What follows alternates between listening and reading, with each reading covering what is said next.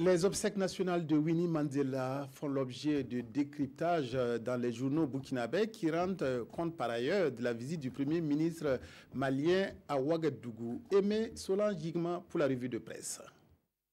À quoi servent encore les barrières du rond-point des cinéastes, s'interroge le journal de tous les Burkinabés.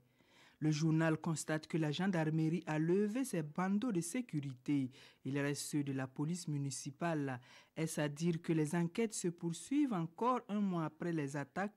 Se demande bien ce canard.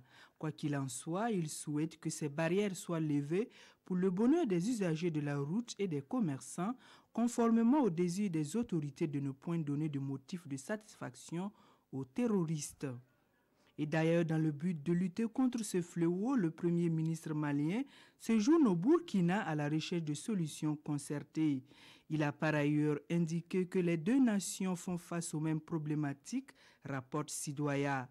48 heures à Ouagadougou pour renforcer les liens bilatéraux, précise aujourd'hui au Faso, en vue de relever le défi sécuritaire et économique, insiste le pays. Hors de chez nous, les journaux reviennent sur les obsèques de Winnie Mandela, décédé le 2 avril dernier à l'âge de 81 ans. Le quotidien d'État souligne à ce propos que des centaines de personnes se sont spontanément rassemblées lundi soir devant la maison de Winnie Mandela pour lui rendre hommage avant son enterrement le 14 avril prochain.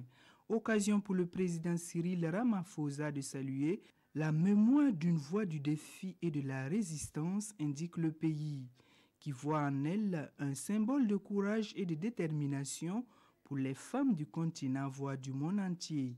Qui conteste cela jette la première pierre sur son cercueil, martèle l'observateur Palga, qui déplore tout de même le fait que le géant n'en ait pas fait une première dame.